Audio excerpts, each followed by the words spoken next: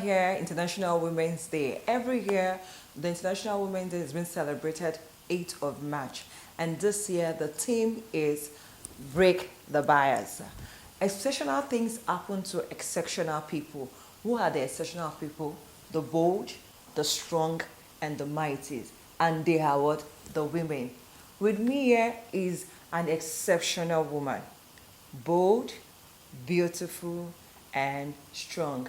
No other person than Mrs. Maureen Tamio. And also with the special interview is the focus of a great gender, Dr. Elizabeth Danladi.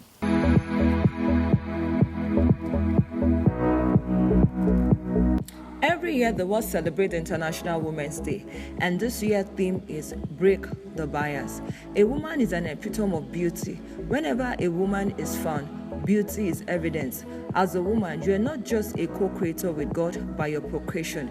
You are essentially a woman of worth and a woman of value. You were created to impact, be a woman of impact, making a difference to everyone you come in contact with.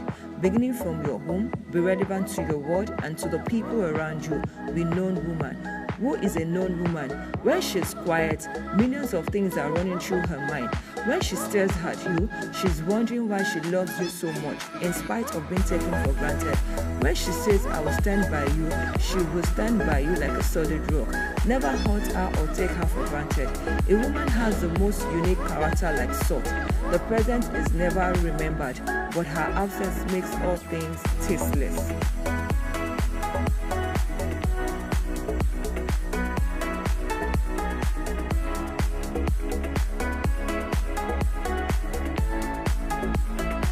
I think that in general, every woman is a complete being.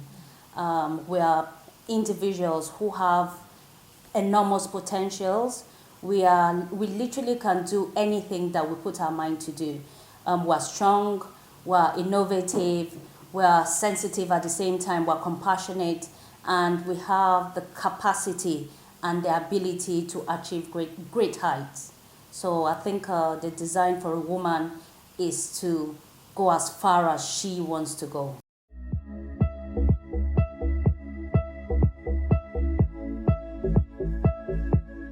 The woman's responsibility is never ending. It depends on what angle that you look at it from. Like in our society today, I class a society as fragments of families. They make a society. In a society, I would say that a woman is the custodian of tradition, is the custodian of values, and a woman can achieve literally anything she wants to achieve. So if you see, for example, in a family, if you have a family tradition, for example, every Christmas you must buy presents and open it on Boxing Day, it's a woman that keeps that going. It's a woman that holds that tradition or that culture or that value. A woman enforces it, and a woman makes sure that it's done, basically. So I would say that a woman is the custodian of tradition, culture, and values of any sort of environment. One good thing about we women is we have the ability to multitask, or we have the ability to be able to function in different aspects of life. Like a woman is able to be a different person in church, a different person in the house, a different person depending on the situation. So women have that capacity. That's a gift that we have. So being able to be a good sister, but at the same time being able to be a good daughter, and also being able to function optimally and efficiently in a working environment is one of the abilities that women have. I think for a woman is able to, as I said earlier on, able to achieve whatever she wants to achieve. A woman will firstly look for substance. When a woman sees substance, you have the ability to be able to nurture and grow that substance to flourish. A woman is strong. A woman is innovative, like very, very innovative. A woman is creative in whatever angle. So what makes me a woman is to be able to put all these abilities that I have into my everyday activities, basically. I think the best way to balance that is to have a strong support system. Your support system could be your partner. If you have the right partner, then he's able to nurture you, he's able to support you, he can listen to you and encourage you. If you have some people, maybe the church is their support system, but having the right support system will give you the ability to be able to socialize at the same time, be a good wife at home at the same time, be a good daughter at the same time, be a good sister or a good friend. So I think a strong support system will be able to encourage that.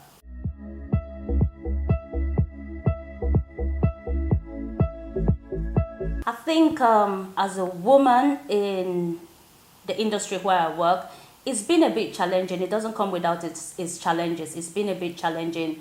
That the places you go to, that they still have the impression that, oh, this sort of job should only be done by a man. But I think the awareness is becoming a lot more, and a lot more of our people are giving women the opportunities. You can see it everywhere. They're giving women more opportunities to be able to take the front line, to be able to take the center seat, and to be able to coordinate things very well. So I think my experience has been fantastic. It's helped me to grow. It's helped me to become stronger. It's helped me gain a lot of experience. Without this, you probably might just think everything comes easy without challenges. But I appreciate the challenges because it's made me who I am today, basically. So I'm confident and I know exactly what I'm doing.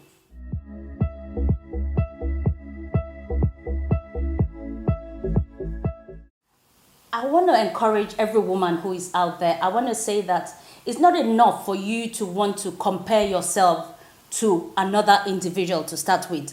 So where you say that you want equal rights or equal opportunities, or where we can do anything. Every woman that out there has the capacity and the capability to be exceptional. We have that. So it's not enough to compare yourself to somebody else. You're an individual. And whatever any woman puts in her mind to do, they always will achieve it. So let's not limit ourselves. Women should not limit themselves. Let's not limit ourselves and compare ourselves to another gender. We're unique and we're special. And with us comes all the capabilities. So just push beyond the barriers. Push beyond whatever challenges you have. Without doing that, you cannot know the extent of your strength or your extent of your power. I will encourage everybody, push beyond your limit, and I'm sure that you have a breakthrough.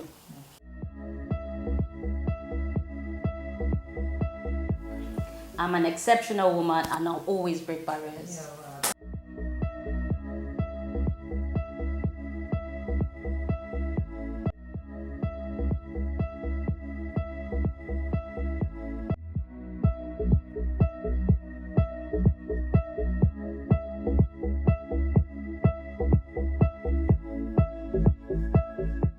I'm happy and excited to be among these women that have been recognized on March 8, 2021.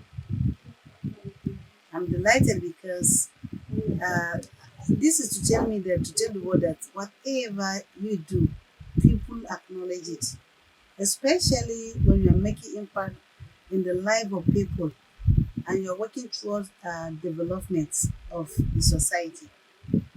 This is a remarkable day in my life because it gives me more courage to do more and continue to impact the life of people, especially women, girls, and boys.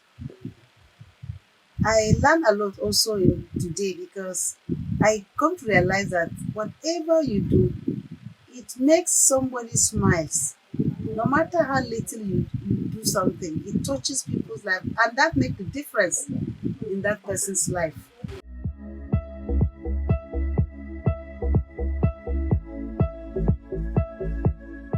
Actually, the passion that drives me is this.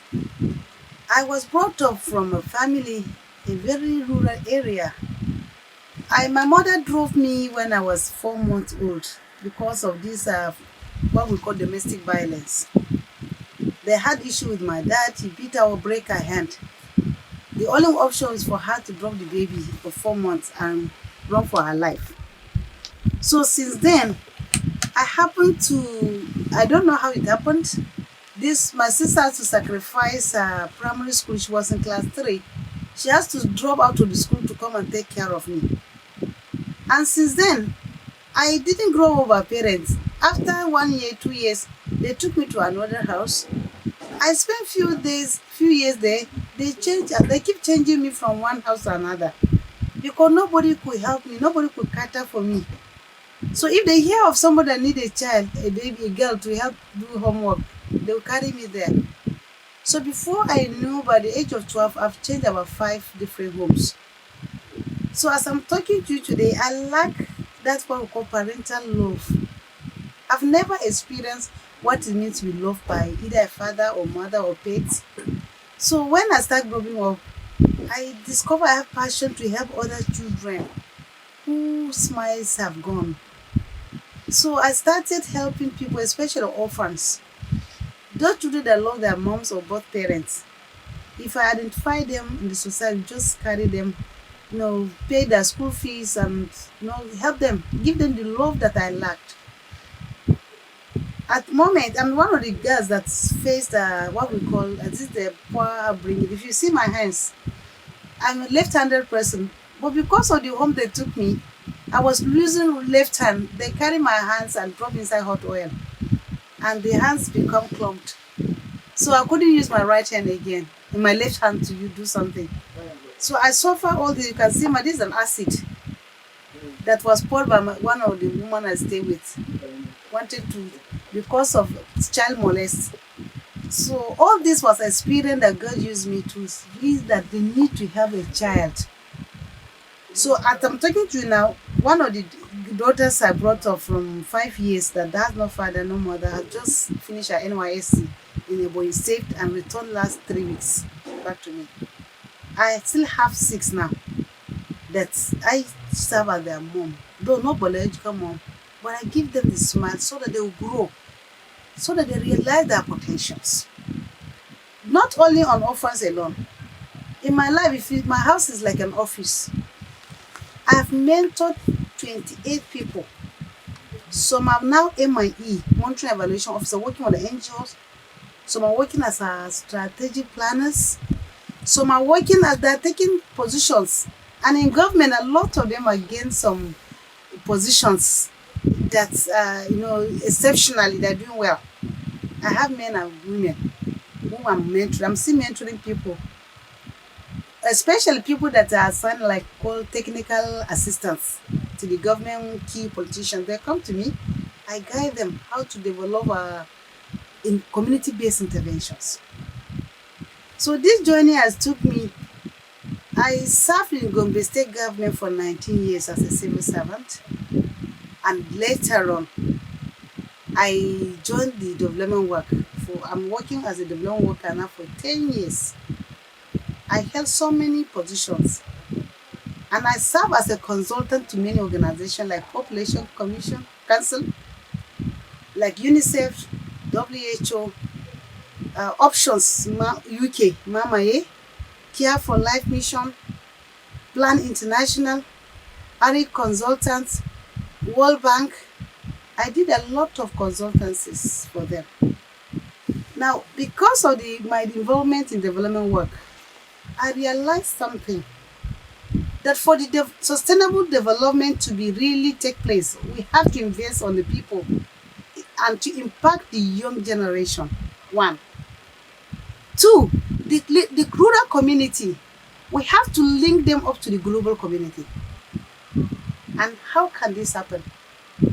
I come up with an NGO called African Hope for Community Progress Initiative Nigeria, AfriHope. It has about 35 human capacity. I'm not working there, I'm just a technical advisor so that I can mentor young people to be leaders of tomorrow. We have the volunteers who are working, and we are supporting 9 local governments in Bauchi State. I'm not having grants, but from the resources I have, I'm supporting that.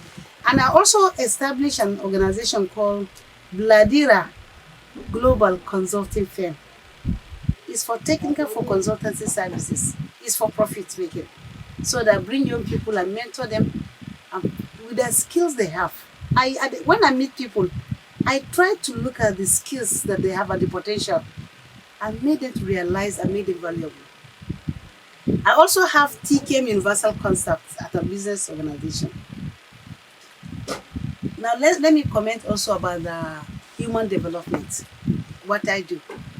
I am a volunteer lecturer with the Department of Community Medicine at the College of Medical Sciences, Abubakar Tafawa Balewa University. It's a medical college where we bring up medical doctors. I teach environmental health. Not only teaching, I conduct their research agenda. I take them to field trip using my experience as a health worker. I lecture them. Then I identify the students who have some potential skills and develop them, help them to realize aside the curriculum that they have, just like what Miss Peace is doing. Because sometimes it's not the size, it's about identifying some things and do for them. So for instance, there's somebody that has a skill of presentation, a poet. Just these two international women yesterday, I connected to my organization, NIDA. She presented a paper on the International Women Day. So this is to make them realize and demonstrate their expertise aside being the medical field.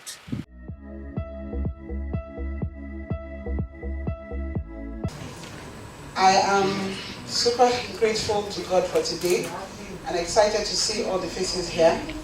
I want to thank you for finding it worthy to be here. Thank you so much. And if you are not too, I want to thank God, who is the senior partner for this project. This cannot be without him. I am even speechless that today is what it is. But one thing I want to appeal is that today is a maiden outing. So wherever you find some faults, some hitches, please forgive us and see this as a tutoring period. I hope you'll pardon us if there are areas that we have made some mistakes. Are we forgiven? Thank you. I know you already have this program, so there'll be no need to bore you with reading all of it. But I'll just go straight to why this initiative was born. This initiative was born after the loss of a young mother due to work-related stress in running her business. It became imperative for us to build a platform that will mentor, celebrate, encourage, and support our women in leveraging technology to structure their businesses while staying healthy and creating jobs for the younger generation. My partner from One Africa is not yet here because she has a few logistics to coordinate, but I will not fail to mention her name is Sistope Andy. These are women who have spurred us on. I don't know how to tell you that years back I used to sell hot drinks and cigarettes for my mother. And those years were not very pleasant because you have to sit up late, do so many things and still go to school. And having the privilege to have studied up to my 3rd degree on physics, which nobody would have told me that I would ever have done, I see it as a rare privilege. Yesterday was the day they removed line from me because I was ill, and yet we were still coordinating this. I cannot imagine what mothers put themselves through to put up a smiling face and tell their children and people around them that everything is okay. Don't you think that woman is strong? Should she go unrecognized? And I know that story relates to every single woman seated here. If I ask every woman here, you have your stories. You are the reason we are here. I wanted to bring my mother today, but she's taking care of my dad, who just went through his spine surgery. I wanted to celebrate her in your presence. With her little knowledge, 8 children, she didn't want me to get married early, because she made a mistake with my sibling, and she didn't want that. In support with my father.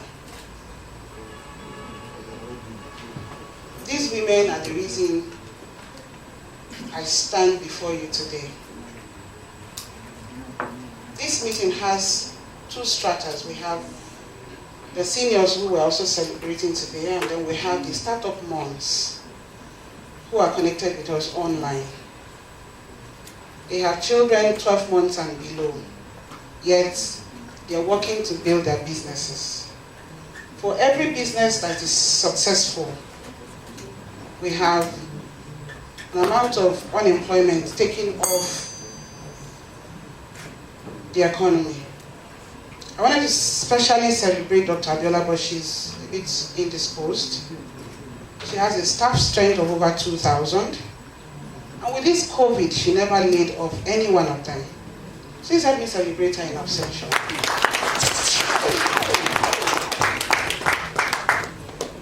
When I felt I couldn't go on, she held a prayer meeting, a Thanksgiving service, took the video and sent to me. And I look back and I realized that it is really not me, but God.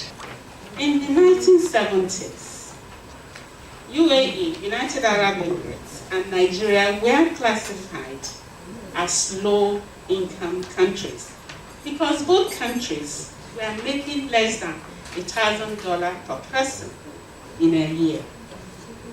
14 years down the line, UAE had progressed to making more than $39,000 per person in a year, while Nigeria could only make about $2,000 per person in a year. As a result, UAE is currently being regarded as a high-income country, while Nigeria is classified as a low-middle-income country. It saddens my heart to know that UAE, that was making roughly equal amount with Nigeria in the 70s, is now making 18 times more than we are making as a country. At a point, I had asked myself the necessary question: what changed in the UAE and did not change in Nigeria to cause such disparity in just 40 years? After my personal research, I found the answer to be female education. Female education. Did you know that in the 1970s, more than half of the women in UAE and Nigeria were illiterate?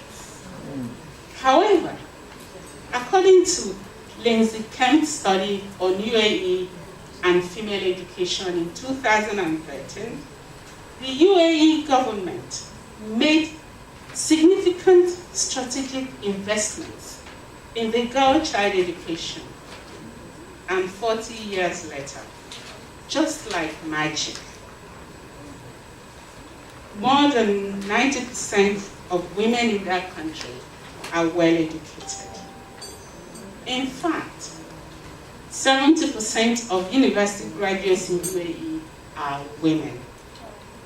On the contrary, Nigerian female illiteracy population remains high till date. More than half of our women are still without a formal education.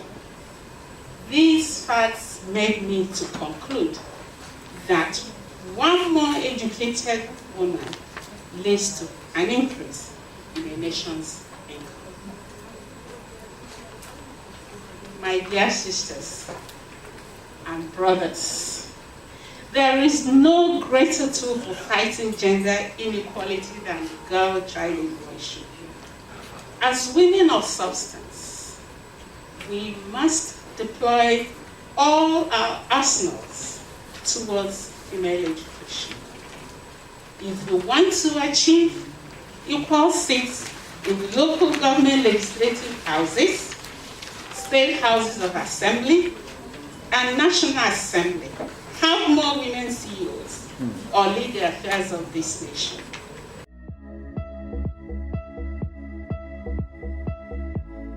That's about it from us to you. I hope you enjoyed it. From the interview, we made it to know that what women can do anything, can multitask. They are strong being. Thank you for joining us. Happy International Women's Day.